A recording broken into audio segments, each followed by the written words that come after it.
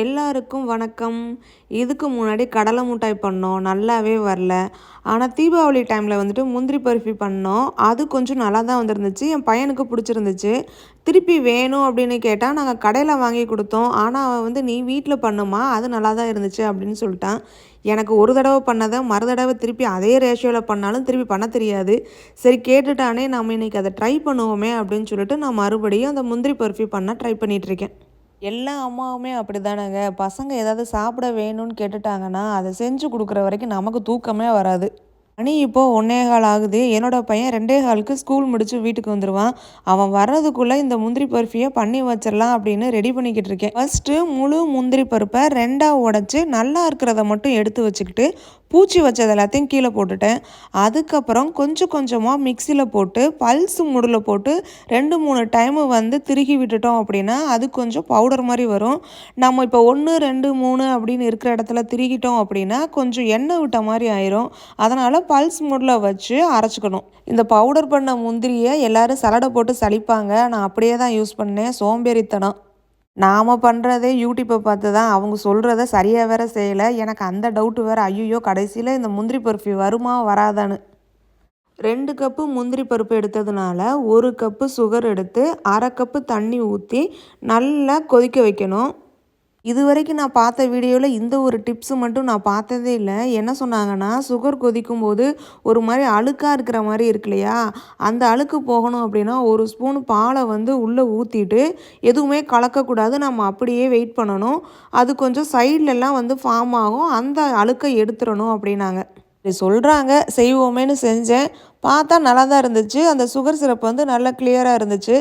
அதுக்கப்புறம் பாகுபதம் செக் பண்ண சொன்னாங்க. ஒரு கம்பி பாகுபதம் வந்துருச்சான்னு அதை செக் பண்ணிவிட்டு அரைச்சி வச்ச முந்திரி பவுடரை உள்ளே போட்டு நல்லா கலக்க சொன்னாங்க. இந்த முந்திரி பவுடரை உள்ளே போட்டுட்டு கைவிடாமல் கலக்குங்கன்னு சொல்லிக்கிட்டு இருக்க சமயத்திலேயே என்னோடய பையனோட ஸ்கூல் பஸ் வந்துருச்சு.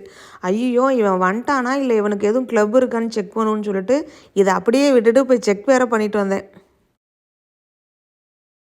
என் பையன் வீட்டுக்குள்ளே வரும்போதே, என்னம்மா நல்ல ஒரு ஸ்மெல்லாக இருக்கே, இப்போ என்னம்மா பண்ணிக்கிட்டு இருக்க அப்படின்னு கேட்டேன். நான் நீ கேட்டதை தாண்டா செய்கிறேன் அப்படின்னா, ஓ பால்கோவா பண்ணிக்கிட்டு இருக்கியா அப்படின்னு கேட்குறியான். அடே அம்மா, இன்னும் அந்தளவுக்கெல்லாம் செஃப்பாக இல்லடா, இப்போ தாண்டா பர்ஃபியே பண்ண ஆரம்பிச்சிருக்கேன், வெயிட் பண்ணுடா. பண்ண தெரியாமலாம் இல்லை, பண்ணலாம். ஒரு தடவை வந்து பால்கோவா ட்ரை பண்ணியிருக்கோம், அப்போ நல்லா தான் வந்துச்சு. ஆனால் மறுபடியும் நம்ம செய்யும்போது சரியாக வரலைன்னா என்ன பண்ணுறது அப்படின்னு சொல்லி மலைச்சிக்கிட்டே செய்கிறது கிடையாது.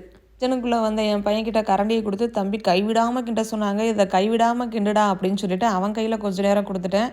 அவன் வந்து எல்லாத்தையும் மிக்ஸ் பண்ணி கிண்டிட்டு இருந்தானா. அதுக்கப்புறம் 1 ஸ்பூன் நெய் போட்டு நல்லா கைவிடாமல் மறுபடியும் கிளறிக்கிட்டே இருக்க சொன்னாங்க. அவனுக்கு இந்த மாதிரி மிக்ஸ் பண்ணுறது நல்லா ஃபன்னாக தான் இருந்துச்சு. தள்ளு தள்ளு தள்ளு அப்படிங்கிற மாதிரி கிண்டு கிண்டு கிண்டு அப்படின்னு டான்ஸ் ஆடிக்கிட்டே இருந்தியான். சரிடா தம்பி, இனிமேல் நான் கைவிடாமல் கிண்டிக்கிறேன், நீ போய் சாப்பாடை போட்டு சாப்பிடு அப்படின்னு சொல்லியாச்சு. சாப்பாடு வந்து இன்றைக்கி வெஜ்ஜு பிரியாணி தான் பண்ணியிருந்தோம். சீரக சம்பாவில் பண்ண வெஜ்ஜு பிரியாணி இன்றைக்கி நல்லாவே வந்துருந்துச்சு. அம்மா ஏதோ பிஸியாக இருக்காங்கன்னு நினச்சி அவன் சாப்பாடு போட்டு சாப்பிட ஆரம்பிச்சிட்டியான். நானும் மேரேஜுக்கு முன்னாடி வரைக்கும் சாப்பாடு போட்டு சாப்பிட்டதே இல்லை. எங்கள் அம்மாவை போட சொல்லி தான் சாப்பிட்ருக்கேன். உடனே ஒரு டயலாக் வேறு விடுவேன், நீ போட்டு கொடுத்தாதான் அம்மா சாப்பிட்ட ஒரு ஃபீலே இருக்குது அப்படிலாம் சொல்லியிருக்கேன். என் பையன் சாப்பாடு போட்டு சாப்பிட்றத பார்க்கும்போது நல்லா ஹாப்பியாக தான் இருக்குது.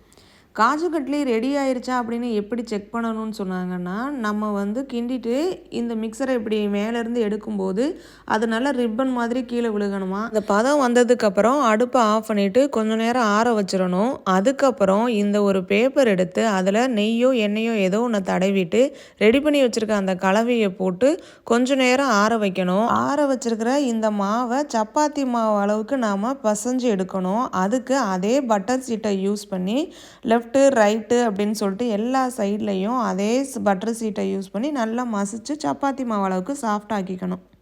மாவை தொட்டு பார்த்தா கையில் ஒட்டக்கூடாது. அந்த பக்குவத்துக்கு நல்லா மாவை பிசைஞ்சு எடுத்தாச்சு. இப்போ இந்த மாவு ரெடி ஆயிடுச்சு. இதை நம்ம காஜு கட்லி அந்த ஷேப்புக்கு கட் பண்ணுறதுக்காக இதுக்கு மேலே இன்னொரு பட்டர் சீட்டை போட்டு அதுக்கு மேலே சப்பாத்தி கட்டையை வச்சு நல்லா தேய்ச்சி கொடுக்கணும். ரொம்ப மெல்லிசாவும் இல்லாமல் ரொம்ப மொந்தையாகவும் இல்லாமல் மீடியமான ஒரு ஷேப்பில் தேய்ச்சி எடுத்துக்க சொன்னாங்க. நாம் ஒரு ஷேப்பில் தேய்ச்சி எடுத்தாச்சு.